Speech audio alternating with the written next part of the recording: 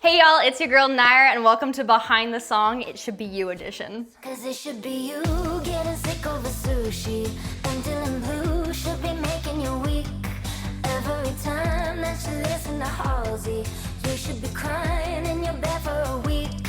It should be you. It Should Be You, it was based on like the love of my life relationship kind of thing that this person just absolutely sabotaged the heck out of. Watching everything you want fall apart in front of you, that leaves like a lasting impact. And so this is kind of like that feeling having lingered on once the relationship is done, kind of being like, it should be you having the flashbacks. It should be you down bad over this because you ruined us, you tore us apart. Cause it should be you getting sick over sushi, and Dylan Blue should be making you weak.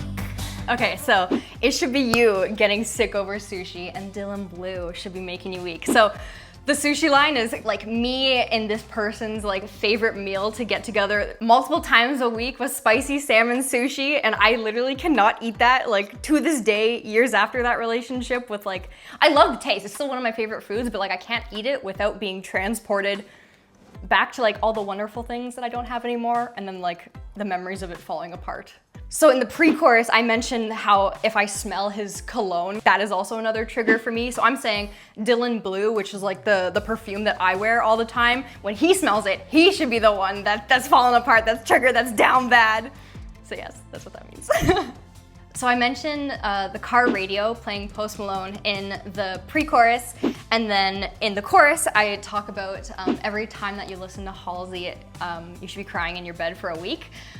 Halsey is my favorite artist, Post Malone is his favorite artist. Like the sucky thing is I love Post Malone, I love his music, but I cannot listen to like 2016, 2019 era Post Malone because I'm just like, if I went over to like this guy's place, it was what he was playing. Like if he was with his friends hanging out, that's what they were playing. And so it's also just one of those like direct associations where I feel like so much of who I am as a person before I like became an artist was because of Halsey and her Badlands album and just everything that she represents. And so I'm like, okay, well now when this guy hears Halsey in public, he should be thinking of me because I'm petty.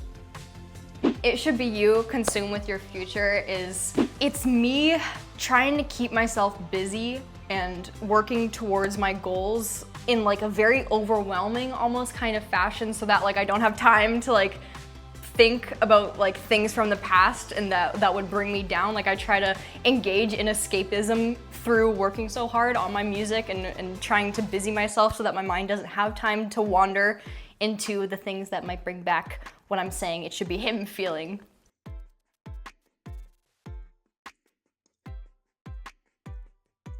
Okay, so this is from the first verse, and this is interesting. This is one of the parts that Jonathan and we changed afterwards together.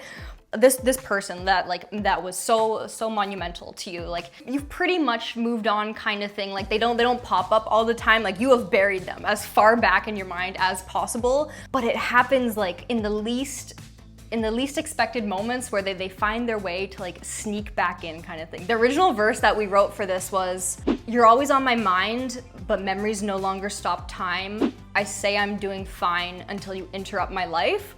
Which we liked and everything. When we changed it to "I locked you in the back of my mind with the memories that are meant to die, got you out of my sight, but you found a way to get around my eyes." Like they're both saying the exact same way, but I feel like our new verse version just says it in such like a sharper kind of tone. It's saying that like, you're on my mind, but like most of the time, you're not like in the driver's seat kind of thing.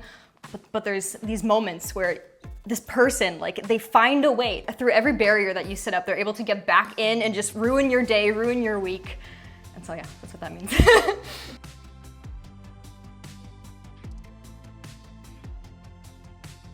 Everyone who worked on this song has been absolutely amazing. So I co-wrote it with two other artists, whereisluna and RAQS, and then also an amazing producer named Jonathan Karkar. Jonathan, he really took like the lead on the production, and like his music theory understanding and training is like something I will never be able to personally grasp for myself. And so like did like warm-ups every single day for like a month before we started like the recording of this, because I really wanted to level up like my voice, in addition to like how much more amazing the production and like the sound and the songwriting had been from all my previous songs. when I was in like the studio with Jonathan, he's just so great at coaching artists to kind of get them to the place where they both want to be together. I had such high hopes for this song, and he went like levels beyond that. So everyone played such a huge part. The final chorus, I sang up an octave in the final chorus, and I was like singing head voice at first, which was like what I usually do. But my producer, Jonathan, he was like, so like, what if you like belted like the final entire chorus? And I'm like, I'm just gonna start squeaking and sounding like a whale. But he's like, no, step out the booth. I'm gonna play it on piano, and you just make any noise you have to make. We're gonna do this kind of thing.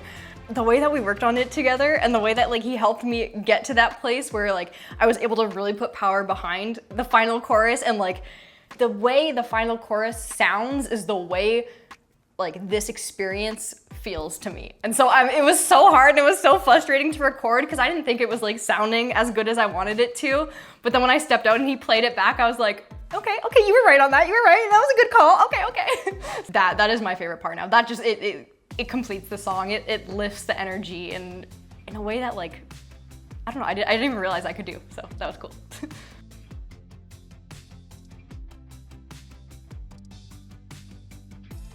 The pettiness aside and like the silliness of the song aside, when you have like a relationship, whether it's like romantic or like just a friendship or whatnot, and it's really meaningful and it's really deep, like if that ends, like you experience this, you're never gonna be able to like close it off and walk away from it. At least for me, I don't think I'll ever be fully over things because things happened and they're a part of my life. I can't just like erase some of the memories. I would if I could, but I cannot. And so I feel like it's just kind of being like, you know what, like you might have these moments and like where something reminds you of them, whoever they may be, and it might hurt your day, it might hurt your week, but like, you gotta keep going. You are still able to be great even on a down day. After It Should Be You, oh my goodness. I'm thinking like a year ahead right now, but after like right next, After It Should Be You is a little bit of a larger project. Not a full album, but there's something a bit more of a package deal coming through the pipeline, so stick around. This has been NYRE with my Behind the Song It Should Be You edition. Don't forget to go stream the song. It's on Spotify, Apple, Amazon, YouTube, wherever you can listen to music, you can listen to my song. It should be you. It should be you listening to the song. Don't forget to follow me on social media. We love Instagram, we love TikTok, we love YouTube, all of the above. If it's a platform, I'm probably there, not Twitter. See you next time. Yay!